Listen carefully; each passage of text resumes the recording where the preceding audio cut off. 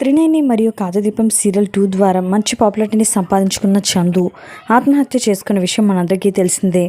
పవిత్ర జయరాం చనిపోయిన సరిగ్గా 5 రోజులకే చందు కూడా తన నివాసంలో సూసైడ్ చేసుకోవడం జరిగింది. ఇక ఇది ఆడియన్స్ అందరికీ కూడా ఒక షాక్గా ఉంది. 5 రోజుల క్రితం జరిగిన కారు ప్రమాదంలో పవిత్ర జయరాం అక్కడక్కడే ప్రాణాలు వదలగా గాయాలతో చందు బయటపడ్డాడు. అప్పటి నుంచి తీవ్ర మనోవేదనకు గురవుతున్న చందు పవిత్రను వదిలి ఉండలేక తనపై ప్రేమను పోస్టుల రూపంలో పెట్టి చివరికి ఇలా సూసైడ్ చేసుకోవడం అందరికీ కూడా షాక్కి గురి చేసింది. కొండలో తన నివాసంలో చందు ఊరేసుకుని సూసైడ్ చేసుకున్నారు.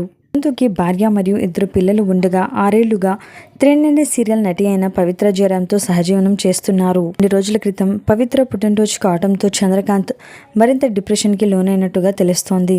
5 ఏళ్లుగా పవిత్ర మరియు చంద్రకాంత్ కలిసే ఉంటున్నారు. అయితే తమ మధ్య ఉన్న రిలేషన్షిప్ని అఫీషియల్గా అనౌన్స్ చేద్దామని అనుకునే టైంలో ఇలా జరిగింది అంటూ చందు ఎంతో బాధపడ్డాడు. చంద్రకాంత్కి గతంలో 2015లో పెళ్లి జరిగింది. శిల్పాని ప్రేమ వివాహం చేసుకున్నారు. వారికి 2 పిల్లలు కూడా ఉన్నారు. చంద్రకాంత్ తెలుగులో త్రినేని మరియు కార్తీకదీపం, రాధమ్మ పెళ్లి వంటి సీరియల్స్లో కూడా మెప్పించారు.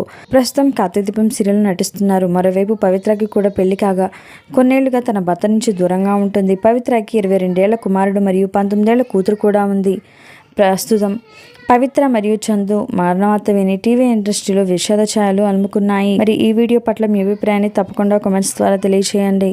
ఇలాంటి లేటెస్ట్ వీడియోస్ కోసం ఇప్పుడే మా ఛానల్ని తప్పకుండా సబ్స్క్రైబ్ చేసుకోండి.